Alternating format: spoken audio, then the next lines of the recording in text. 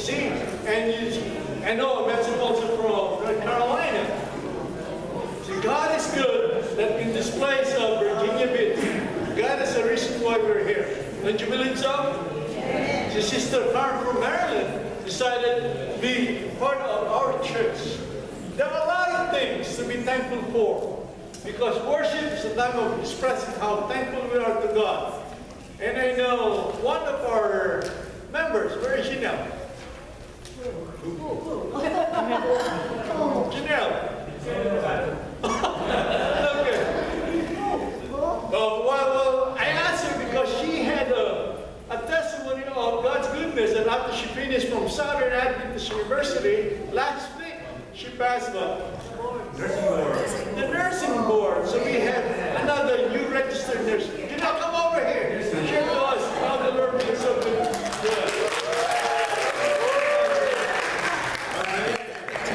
Because I know Janelle, been a part of this church when she was a little girl, right? You're still a little girl. Hi. So last Thursday, I went to Newport News to take my nursing boards, and I was really nervous. I've been studying all summer long. I actually was waiting also. If I had passed my boards, I would get this job. I had been waiting. I waited all summer long. I had been applying for it. I had graduated nursing school with no job prospects and no offerings for any jobs out everywhere. I've been applying and applying, and no one was hiring me. I was really, really sad until one hospital finally called me back, and they were like, "Okay, if you pass your board, you can have this job." So there was so much pressure on me, so I went in there, and the test can shut down between 75 and 265 questions, and I got to question 75. I was like, "Okay, please God, just let the test shut down when I pass, please. God, let me down now." So I got question 75, 76, 77. I was like, "Okay, if it doesn't shut down by 80, I'm gonna go to 100." So I got to 100, 100, 101, 110, 150, 200 questions. Oh my goodness, I'm failing the test. So I get to question 200, and I'm like, "Okay, God, okay, I have 65 questions to get this right. Please do not, please do not." The camera's facing me, they can see me, I'm like praying like this. So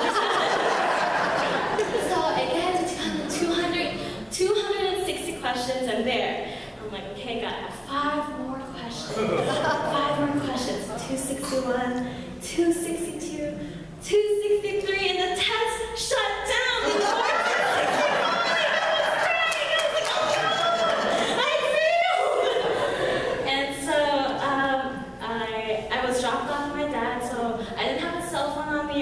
I asked the test proctor, I was like, "Please, can I use your cell phone? I'm going to call my parents. I have to tell them I probably failed this test."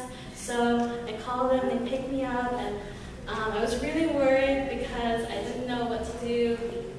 I really was really scared since I had actually moved out to Chattanooga, Tennessee, and I knew that I had probably failed this test. And we went to Pennsylvania the next day because my parents just wanted to get me out of the house.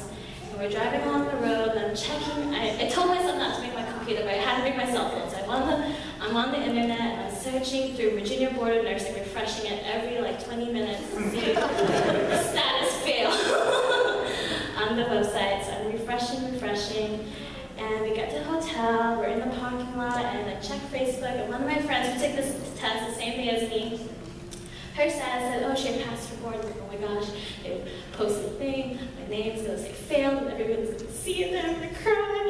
So I Google, I search my name one last time, my social security, my name, click enter, and it says, Janelle Takaka, status multi-state, active, yes. What? I passed! So yeah, I'm really, really humbled and blessed by how much God has done for me. And thank you guys so much for praying for me. I really appreciate it. Praise God for that experience. Yeah, it's really good. So we'd like to welcome Janelle in our church.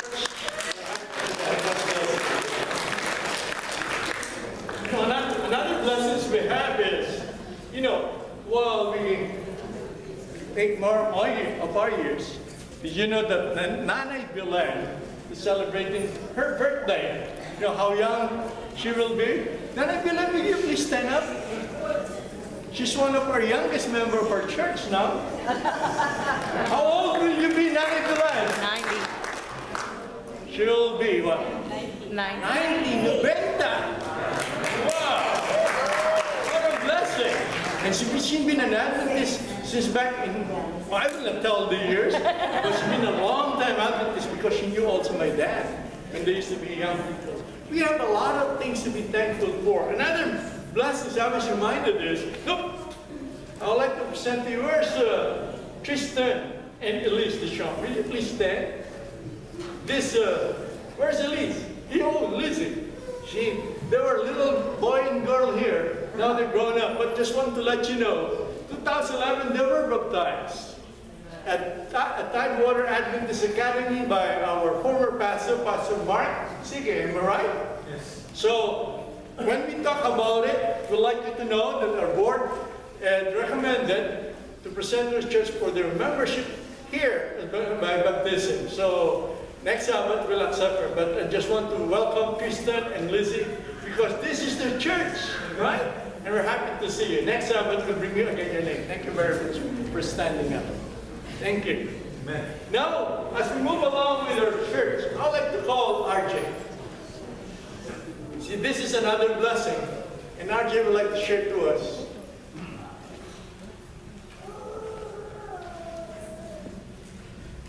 Good morning. Good morning. I'm kind of on an extended high as we've just returned from the General Conference a couple of weeks ago. And if you enjoy the diversity here at Virginia Beach, just imagine when you're surrounded with by about 65,000 other people that are just as diverse. It is a blessing in itself.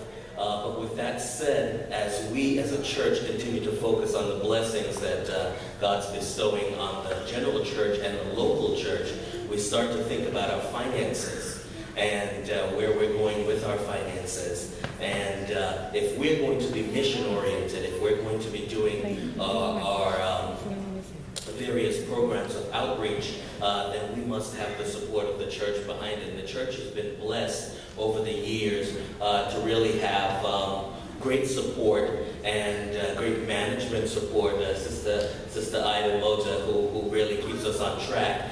And we're thankful for her, absolutely.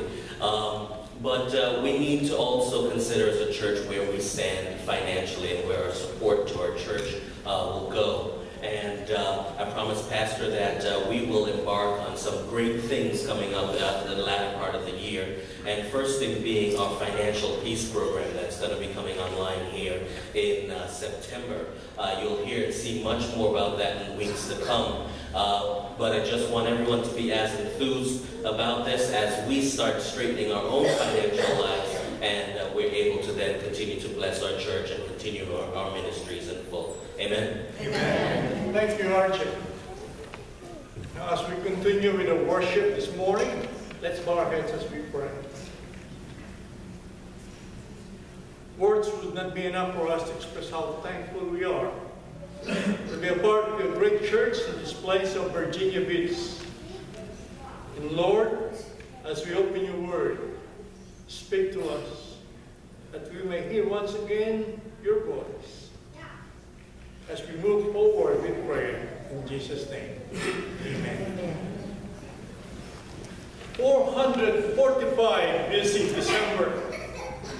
Nehemiah is living in Susa, about 100 miles north of the top of Persian Gulf, which is Iran right now.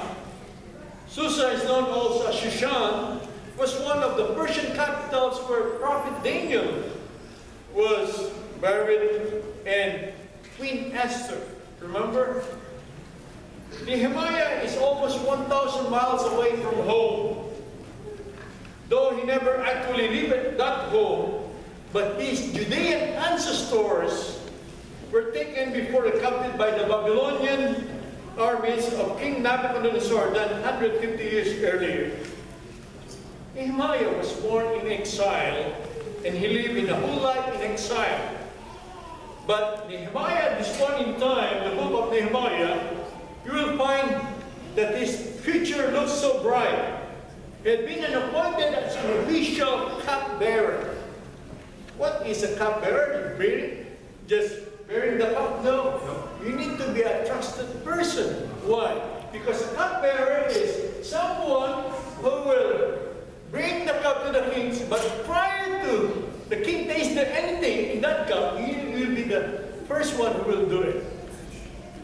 But to be chosen as a cupbearer, it's a privilege because the king entrusted you.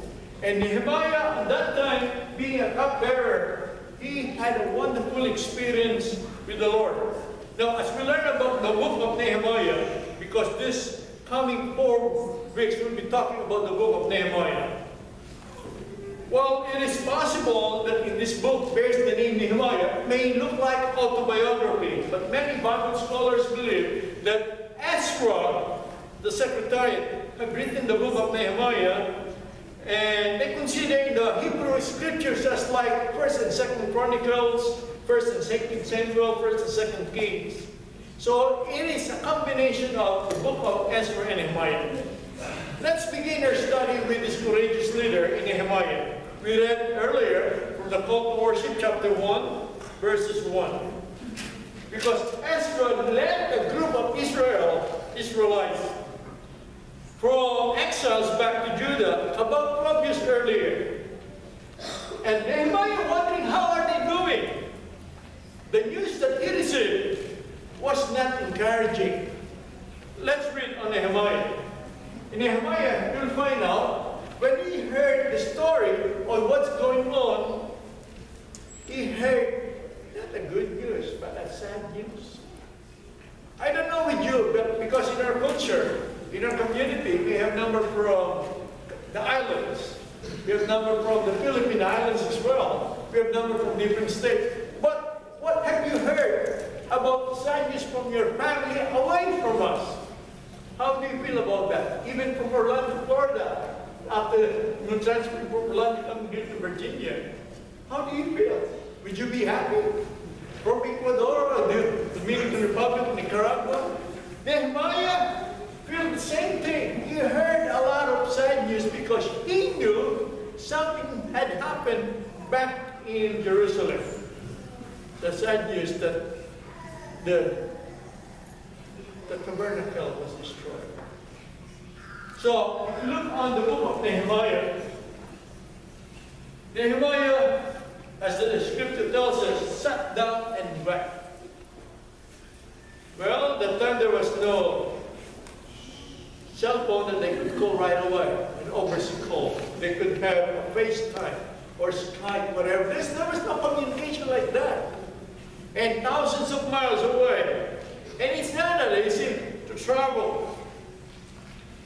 The Bible tells us about Nehemiah that he cared so much about the well-being of his people. He was very comfortable then in Susa, living in the court of the Persian king, Artaxerxes. When he heard his countrymen were suffering, Nehemiah wept. I remember November 2013, while we were having Tidewater Adventist Academy week of prayer, 8 o'clock, I was dealing with the kids and telling them, when God calls you, what will you say? Here am I. That was 8 o'clock in the morning. By 1 o'clock, someone called me and Ellie said, we need you to go to Tacloban.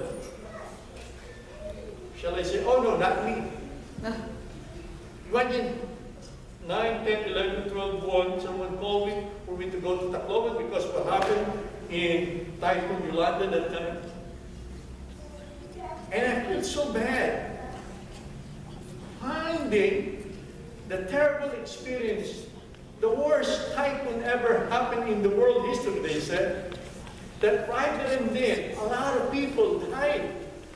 Much more when we arrived in Tacoma, it's hard to imagine. I mentioned to you when I came back here, 2013, even a bottle of water, you cannot find in the area because there's no store open. And the only thing that we could eat is something that had been prepared at the place where they call it, the place where we could stay together. They will prepare you rice, 1 cup of rice, and whatever ulap or bayan will put you there, that's the only thing we could eat. So one time they put something, something that we can eat. So the guy said, so what are we going to do, Pastor?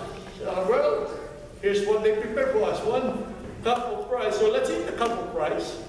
But no choice at all. And worse than experience with the place of Nehemiah's friends and relatives and some people. So he was so sad. So he wept and wept and wept. But only thing you find out, he didn't only wept. What did he do? After that, I pray for the kind heart, he said, and heart filled with compassion. A heart that is not preoccupied with my wants, with my desires, with my ambitions. When Nehemiah heard about the needs of his people, he sat down and wept. But that's not all what Nehemiah did. Nehemiah did something else. Nehemiah talks about in 1 verse 4. What does he do? He did some fasting and prayer. I know Sister Natalie was talking about this morning during the Sabbath school. For some days he'd been weeping and crying, but then he started fasting and praying. And we read from the book of Nehemiah chapter 1, verses 5 to 11. The one Tiffany had read this morning. The prayer. I invite you to join with me in that prayer in the book of Nehemiah. Join with me, because that's the prayer that tells us exactly the message for us. Nehemiah chapter 1, we'll start with verse 5. And I said, I pray, Lord, God of heaven, O great and awesome God, you who kept my covenant and mercy those who love you and observe your commandments, please let your ear be attentive and your eyes be open, that you may hear the prayer of your servant, which I pray before you now, day and night, for the children of Israel, your servants, and confess the sins of children of Israel, which you have sinned against you. Both my father's house and I sin. We have acted very corruptly against you, the statutes and the ordinance which you commanded your servant Moses. Verse 8, remember, I pray, the word that you commanded your servant Moses, saying, if you are faithful, I will scatter you. What if you are unfaithful? I will scatter you among the nations. But if you return to me, you keep my commandments, do them do. Some of you were cast out the farthest part of the heavens. Yet I will gather them from them, I will bring them in place, which I chosen as a dwelling for my name. Verse 10. Now, these are your servants and your people, whom you have redeemed by your great power and by your strength. 11. O Lord, I pray, please let your ear be attentive to the prayer of your servants, and the prayer of your servants who desire to fear your name.